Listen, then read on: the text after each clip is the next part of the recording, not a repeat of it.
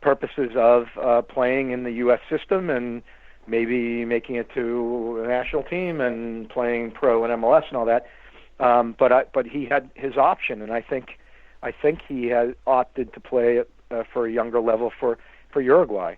I think that happens, and it can happen, and I think what Jared said is probably accurate. I don't really seem to have a problem with that. You certainly wouldn't want to deny someone on merit basis. If you look at Kaderi and I could be wrong about this, but I believe that he had a choice of playing for Turkey or Germany, right? That's not a very uncommon thing, and you would never, Sami Kaderi, you would never have a situation where they would not develop a player. They want to convince him that they'll play for the country, but that doesn't mean they always will. And look at the players Klinsmann brought in. Those are all Germans who hoped to play for the German national team, but weren't picked for the German national team, so they had the potential dual citizenship, and they did it. But it would be wrong not to have them develop. So I don't have a problem with that. I mean, it's an issue that I think a lot of federations are facing when it comes to immigrants or first generation of whatever the country. I know Switzerland, Germany, France. They're having a huge issue with a lot of the immigration and then the players, and then there's only so many times you try to cap one player. Once they get cap tied, that's kind of it. With the United States, we're starting to see the same problem. Right. No, totally understood. But I think it's a two-way street, right? If you think if a kid's good enough, and you fast track him, and then you identify him, and then you want to lock him up and convince him this is the place to be, right? But if you can't do that, or you decide, and this is what I mean by two-way street, that he's not going to be picked or she's going to be picked for the full national team, then they should be free to do the other thing. There's a player from Israel, I think he pulled his groin right away, but all of a sudden he was Arena brought him in, and he's I don't think he's ever lived in the U.S. But he decided, well, better opportunity in the U.S. than Israel. Those things happen. It's to the federations to convince the players that this is where they should be, and if they can't do that or they pass on them, then those people should be free agents. I mean, the thing about it though is that given the country we should be able to convince most of those guys to stay and play here. Right. I think that Giuseppe Rossi, right, is an example of someone who grew up in New Jersey and then blossomed and then played for Italy, right? But those examples at this point are not, for a player to grow up here and then be able to play for a major country where they believe at this time they have a chance to win a World Cup. That would be a dilemma that I think we'd love to have, right? Because that would mean that we're creating full world-class players. I don't think we're doing that yet, unfortunately. So I think the dilemma is a little less than what it could be. But I think if we should be able to, in most cases, we should be able to convince those players that we want that this is the place to be. And can you imagine, you bringing the U.S. national team to glory, what that would mean for you in this country? It'd be fantastic. It'd be a dream that a lot of us fans would love to see. But I want to ask, I want to move it on to the current state of the national team. Obviously, the men's side failed to qualify for the World Cup. I know we've had a lot of reaction from everybody, from the media sector. But I wanted to ask you, did Sunil Gulati handle the failure correctly in your eyes? You mean afterwards? Afterwards, yes. I don't know if I have opinion on that. I mean, I think a lot of people believe that just like Bruce Arena essentially stepped aside, that he should have stepped aside right away, but he didn't. But he ultimately did the right thing by stepping aside, right? So he's not running. Is that where you're coming from? Well, I wanted to ask you because there was a lot of criticism of Galati in the sense that he didn't step down immediately with the handling of Bruce Arena following the game, and then the blame being pushed on him versus the players and the coach. Just curious on just how everything was handled and if you would have done anything differently. I mean, I think that I would have. I think this happened in early October, and I think he decided not to run in December, so it went on 2 months. Honestly, I don't think I would have done it the same way he did it. My whole pledge here is that the buck's going to stop with me, and I'm going to be accountable. And part of that is if there's a Senate hearing like there was after the FIFA scandal, and the current president didn't show up, I will show up to that. The buck stops with me. So I can't say that as to that particular incident, and then say, well, the buck stops with you, and then you don't do it. So I think in short order, I would have, yes, resigned or said I'm not going to run again. I certainly wouldn't have gone 2 months deciding. But that's my pledge. My pledge is the buck's going to stop with me.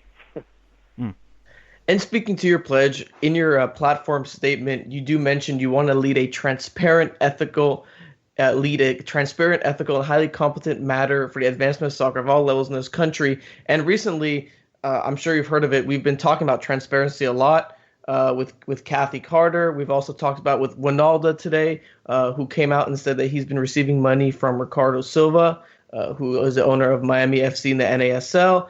So when you talk about transparency, what exactly do you mean by that? Well, I think a lot of things.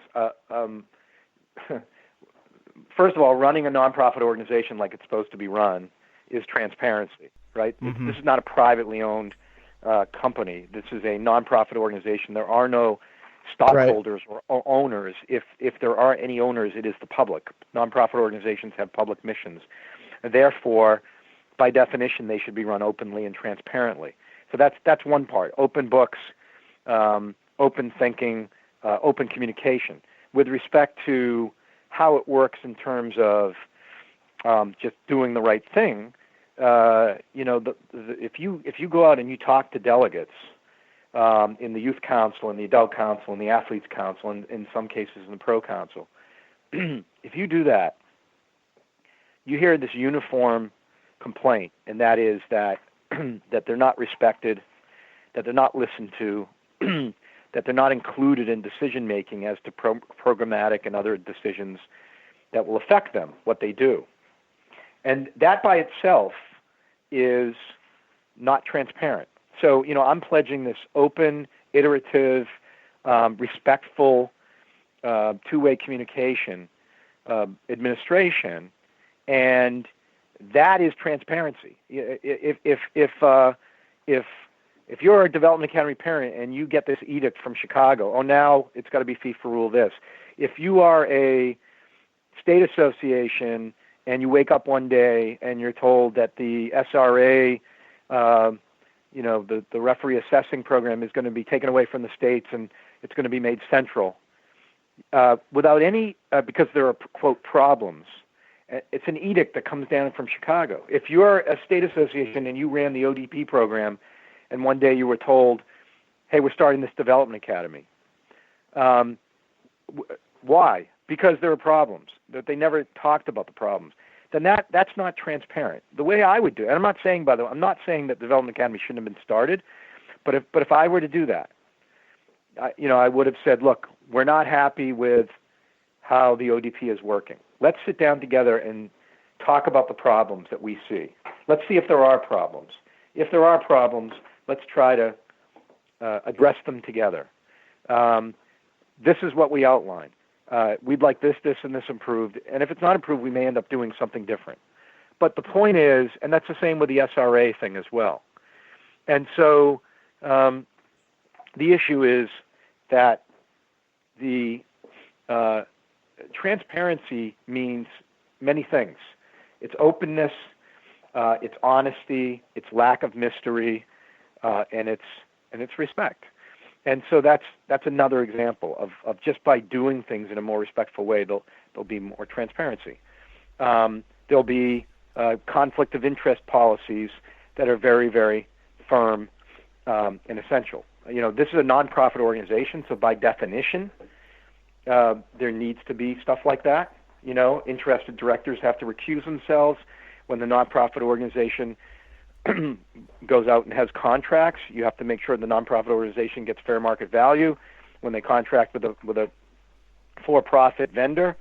They have to go out, again, ensure there's fair market value, but they also have to do a survey to make sure that there were not other vendors out there that could have provided better fair market value, i.e., same services for a lesser price. Those kinds of things will be open and transparent under my regime. Now, you use the term conflict of interest, and I want to give you the floor. Are you talking about what some candidates, for example, former candidate Paula Point said, talking about the conflict of interest between USSF and some and MLS? Are you just referring to something more general? No, I'm. First of all, I'm never someone that just says, I'm an attorney, and I'm never going to say anything for a soundbite without anything back it up, and B, without whether or not it's for a soundbite with evidence. So I'm not accusing anyone. What I am saying is that I'm going to ensure that proper, I'm not a nonprofit lawyer per se, but I do a lot of work with nonprofits. A partner of mine sits right next door to me, so I'm in his office all the time. He is our nonprofit lawyer. I do a lot of stuff for profits with nonprofits. I get the principles, right? And so it's very, very important that if a board member is what's called an interested director, that they have to recuse themselves. And what I'm saying is there's going to be a tight ship here in terms of there's never going to be a question about whether or not there is a conflict of interest from a legal perspective. Everybody's going to do things the right way. That's all I'm saying. I think things could be tighter than they are. I also think when I say conflict of interest is that I'm going to be a true FIFA reformer because I have no FIFA ties, and I do think that the current incumbent, and this is not a legal conflict, but what I'm saying is the fact that he's also on the FIFA executive committee, that causes a conflict in terms of your ability to advocate for the United States and the United States Soccer Federation, because you also have responsibilities to act for FIFA. Again, that's not a concerning legal conflict. That's just a business conflict that I think probably doesn't serve us so well. So I'm going to be free of any of those conflicts. My ethics are completely impeccable. I'm uncorruptible. So we're going to advocate. When I say about what do we love about this game, the international language, what do we hate about this game? We hate corruption, right? Right. It's the most beautiful game in the world, but it's the most corrupt game in the world. And what we're going to stand for is American principles of democracy and fairness and honesty, and we're going to try to help clean up this game by spreading those principles. And we are not going to be in any way tacitly or otherwise complicit with any other things going on out there. So I think that part of it is going to be good because we are going to be true reformers of the world game. No, absolutely. And we talk about how the U.S. is different from the world when it comes to soccer. And one of those topics that seems to be the casual fans go to is how the United States has a closed soccer system. And you mentioned in other interviews that you'll meet up with each league individually and you'll see to find a common ground between them. And some candidates have called for an open system. You've called it more of a complex issue. How would you go about dealing with the rising call for an open system? You're talking about promotion relegation. Yes, sir. Okay, all right. I actually like open system better because I've heard promotion relegation in my dreams. I like that phrase. I like that phrase. First of all, I want to say that I'm a complete supporter of the whole game in this country, including professional soccer. You can't be a world-class country in the game unless you have a robust professional setup. And the reality is, when I first saw that pro team when I was a kid and then dropped everything to play, and then that team, they were called the Boston Minutemen, and when they started to fail, at age 15, I wrote to the NASL commissioner of that time, a guy named Phil Wu,